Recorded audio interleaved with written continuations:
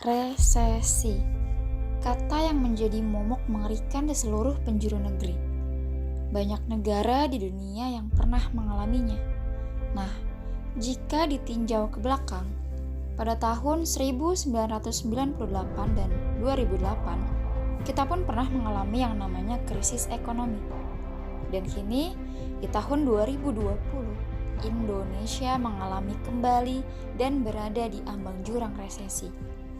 Namun, konteksnya akan jauh lebih besar tahun ini, yang dimana negara-negara maju seperti Singapura salah satunya pun berada dalam masa resesi. Akibat apa? Wabah pandemi COVID-19.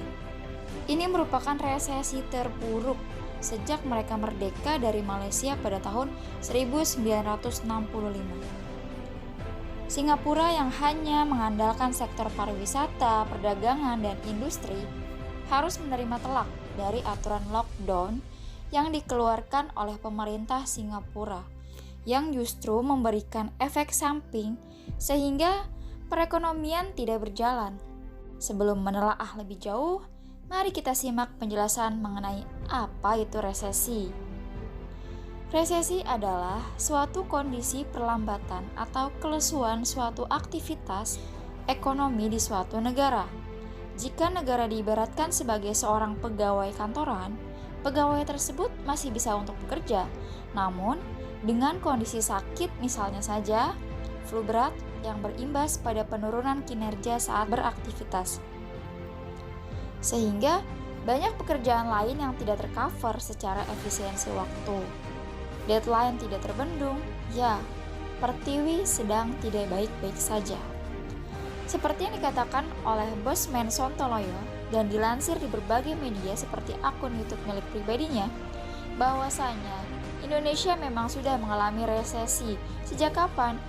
Sejak diperlakukannya PSBB, semua aktivitas dan kegiatan ekonomi terbatasi.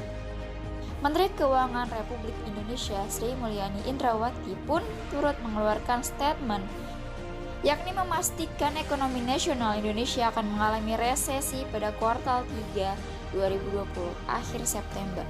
Hal ini dilihat dari penurunan ekonomi negara Indonesia yang minus pada 2 kuartal berturut-turut. Bahkan, beliau menambahkan resesi juga masih mungkin berlangsung pada kuartal 4. Meski angka proyeksi Kementerian Keuangan tidak sedalam proyeksi beberapa lembaga internasional. Lantas, apa dampak yang akan terjadi kepada masyarakat jika Indonesia resesi? Yang pertama, jika Anda fresh graduate, Anda akan sulit untuk mendapatkan pekerjaan. Mengapa? Karena efisiensi perusahaan menahan penerimaan karyawan baru. Kalaupun diterima sebagai karyawan baru, kemungkinan akan mendapatkan standar gaji yang lebih kecil. 2. Jika Anda pegawai tetap, Anda yang biasanya mendapatkan bonus akhir tahun misalnya, karena kondisi seperti ini, kemungkinan besar bonus akan hilang dan bisa jadi sama sekali tidak akan turun. Lalu Anda yang tadinya ada kemungkinan bisa untuk naik gaji, hal ini pun akan sulit. Bahkan belum tentu ada kenaikan gaji. Impactnya apa? Anda akan terancam PHK dan berujung sebagai pengangguran. Ketiga adalah intensitas pengangguran melonjak. Kondisi keuangan menurun, daya beli pun pastinya akan ikut menurun. Impactnya lagi adalah banyak pengusaha atau pedagang yang pada akhirnya mereka harus gulung tikar.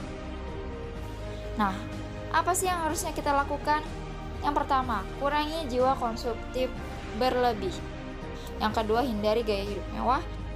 Yang ketiga, memanfaatkan lahan pekarangan di rumah untuk menanam sesuatu yang sekiranya bisa menghasilkan sebagai sumber pangan. Yang keempat, stay at home dan ikuti protokol kesehatan yang ada. Untuk apa? Memutuskan mata rantai COVID-19 ini.